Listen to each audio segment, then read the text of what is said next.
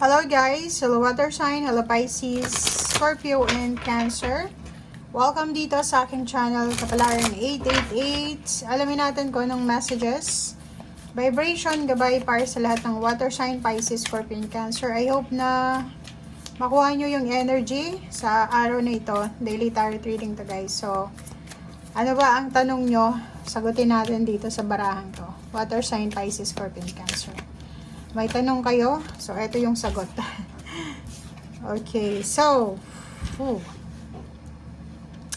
water sign, unlikely. So, kung ano daw yung tanong mo, hindi pa ito. Parang ganun. Hindi pa ito sigurado.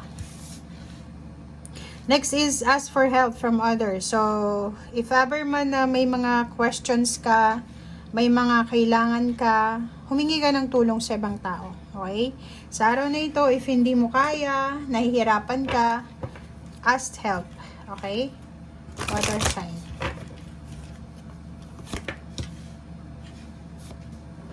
Okay. So, nakikita ko sir dito na posibleng sa araw na ito, ikaw siguro yan or ibang tao. So, comment down below kasi pwedeng ikaw ito na yun na nga, hihingi ka ng tulong sa ibang tao dahil nangangailangan ka, it's either nangangailangan ka ng pera or nangangailangan ka ng suporta, financial, emotional, or pwedeng spiritual or kung ano man to na tulong. So, nakikita ko sir dito na pwedeng ikaw or ibang tao ito. So, pwedeng yung ibang tao or family members mo siya, hihingi siya ng tulong sa'yo dahil sa kailangan niya ng financial support. Pwedeng ikaw ito, na ikaw ang hihingi ng tulong or kailangan mong humingi ng tulong. Okay? So, nakikita ko sa'yo dito na may iba din na water sign, Pisces, Scorpio, and Cancer na sobrang magiging stable ang kanilang family life sa araw na ito. So, parang financially, maraming unexpected income, unexpected blessings na posibleng dumating sa'yo or posibleng yun ang dahilan kung bakit ka makakapag-share ng iyong blessings sa ibang tao. Okay, may iba din sa inyo siguro na magkakaroon ng manifestation like sudden wealth, di ba? Yung parang biglang mananalo sa kung ano man na tinatayaan nyo, sa either lotto or kung ano pa man. Or posibleng house and lot, di ba? Or posibleng bahay, lupa, pwedeng may magpatira sa'yo or may mag-offer sa'yo ng free house or free lodging.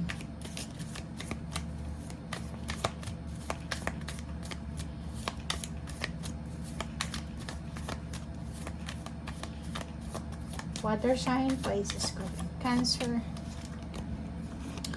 Okay, so meron tayo ditong Strength card and then Six of Cups. May magbabalik sa buhay mo. Mag-iingat ka. Magpakatatag ka. Kasi nakikita mo dito yung Six of Cups, ito yung mga taong sinaktan ka. Ito yung mga taong binackstab ka. Ito yung mga taong niyurakan yung pagkatao mo. Sila yung mga taong hindi marunong mag-say sorry, or sila yung mga, parang anong tawag dito, mga hypocrite. Or sila yung mga taong,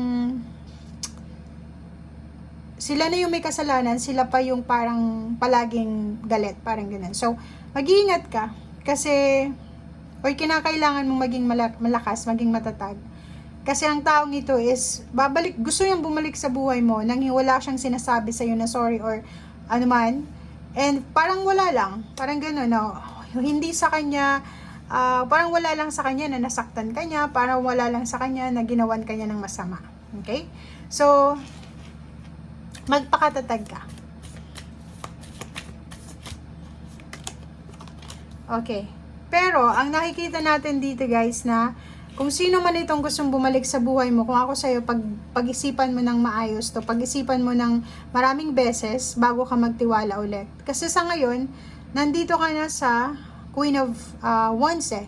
Malaya ka na eh. Parang malaya ka na sa mga negativity, malaya ka na sa mga backstabbing, or malaya ka na doon sa mga judgmental na tao. 'Di ba? So bakit mo papababalikan sa buhay mo ang mga taong ito? 'Di ba? Sisirain ulit niyan yung strength mo, yung diskarte mo. So make sure na nakakaloka. Alam mo yung reading mo, water sign, especially yung Pisces, simula sa nag-reading ako, parang paulit-ulit lang, nasasaktan ka, sasaktan ka ulit, magpapatawad ka, sasaktan ka ulit, magpapatawad ka. Di pa, parang walang natutunan.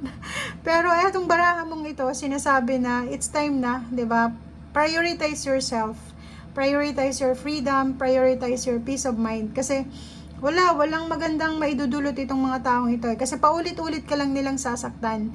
And babalik sa'yo kung kailangan ka nila. Pag hindi ka na kailangan nila, gagawin ka ulit ng masama. Aalis ulit. Parang ganun. So, useless ito. Parang paulit-ulit lang. Mangyayari ito sa buhay mo ng paulit-ulit hanggat wala kang natututunan dyan. Okay? So, yun.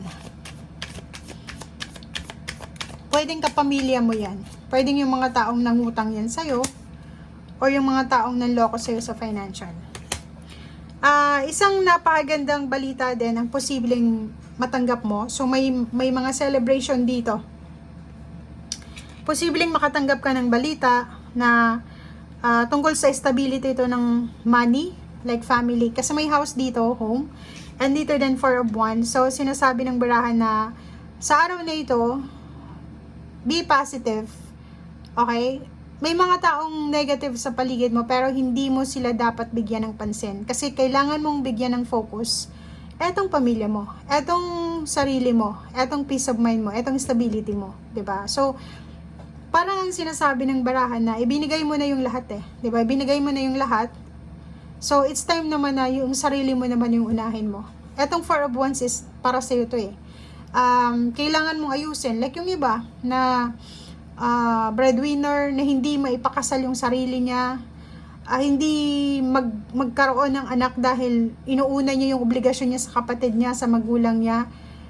Etong barahang to, sinasabi sa'yo na bigay mo na yung sarili mong kaligayahan sa ngayon. Ibigay mo sa'yo mismo sa sarili mo yung freedom. Okay? Tapusin mo na yan na pagiging alipin ng mga tao sa paligid mo eh. Kasi parang ang nakikita natin dito, ginagawa ka lang na katatawanan, 'di ba? Ginagawa kang alipin eh. Alam nila na mabilis kang magpatawad. Kahit nga hindi sila humihingi ng tawad, bigla na lang papasok sa buhay mo. Kahit yung mga medyo bata pa sa'yo, like pamangkin mo, apo mo, wala silang respeto, 'di ba? Gagawan ka ng masama, babalik sa'yo na parang wala lang, ni hi, ni ho, ni sorry or wala. Pababalikin mo naman kasi naawa ka. So, dito sa barahang to, ang nakikita natin, kailangan mong magpakatatag, kailangan magkaroon ng kalakasan para sa sarili mong freedom, para sa sarili mong pamilya.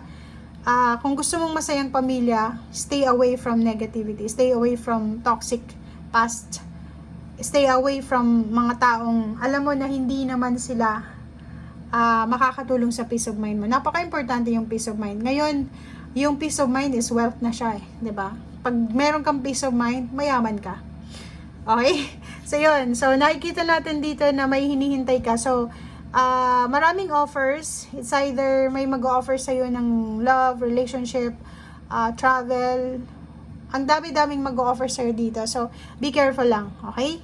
And, may iba sa'yo ditong nag-iisip na mag-ipon ng pera para sa pamilya, para pagpatayo ng bahay. Or yung iba pagta-travel, yung iba lilipat ng bahay, magse-celebrate ng wedding anniversaries, may magbe-birthday. So, nakikita natin na sobrang busy yung iba sa inyo dyan para sa pagpaplano. Okay? Thank you guys. Bye!